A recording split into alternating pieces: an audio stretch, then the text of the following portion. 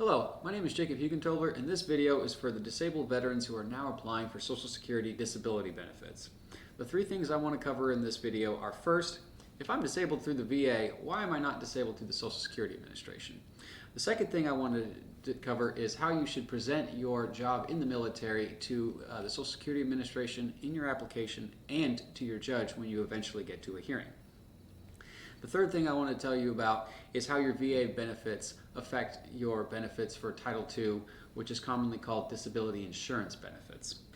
If you already have your disability rating from the VA, then that means that you're already receiving disability benefits, and that's great. This does not translate, however, into an automatic win through the Social Security Administration because they are two federal agencies that are different, they have different leaders, they have different regulations, and that means they look at disability differently. In my opinion, I think it's easier to get a higher disability rating from the VA than it is to win your Social Security case just based on the exact same medical records, and that's how it should be because our service members deserve it. In Social Security realm, you do not get assigned a percentage of disability for certain medical conditions. In fact, some of the medical conditions or mental health conditions that the VA has already given you a rating for may be treated as non-severe from the Social Security perspective. As always, winning depends not just on the problems that you have, but the frequency that you get treatment for those problems and the escalating types of treatment that you get. So my recommendation is that if the VA offers you a telemedicine appointment, maybe you should ask for an in-person physical appointment. It's a lot more hassle in your personal life, but the opportunity to present yourself in a clinic, maybe carrying an assistive device that you use to walk around or getting a physical exam, that's really important evidence for winning your Social Security case. And the more evidence you have of that, the better case you're going to have. And the same goes with mental health therapy too. Face-to-face is always better when it comes to generating the objective evidence of your disability in the clinical setting as opposed to over the phone. So that's the first question that we addressed today. And now for the second question, which is, how do I describe my job in my application and to my judge? Your job with the military might have seemed like a desk job on some days, but that's not necessarily true all days, all the time.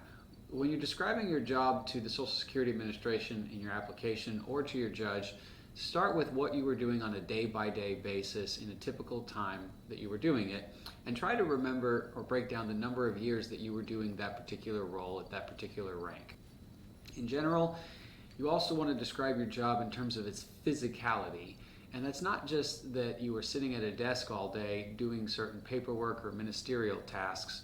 So emphasize that the physical requirements that everybody in the military had to meet when you were doing them. Running a number of miles every day, being able to carry bulletproof vests, guns, and ammunition, all of that's very important, even if you were doing ministerial work for a certain amount of time.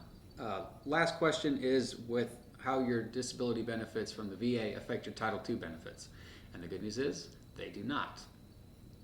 If you win your case through Title II, your disability benefits from Social Security will stack on top of the benefits you receive every month through the VA. And that's good. But just like everybody else who is applying for Title II, which is commonly called disability insurance benefits, you still have to prove it within a certain amount of time from when you stop working, because it's kind of like an hourglass with the sand draining out of the bottom. When you stopped working, you stopped paying FICA taxes through your wages and through your employer, so the sand started draining out of the bottom and you stopped filling it up. So, in conclusion, the Social Security regulations do not mean that it is more or less likely for you to win your disability case than anybody else that is applying for it. But you've already done the right thing, which is hire a lawyer, get help with the application, and following the advice in these videos. So these are the things that are going to help increase your chances of winning. And lastly, thank you for your service to our country.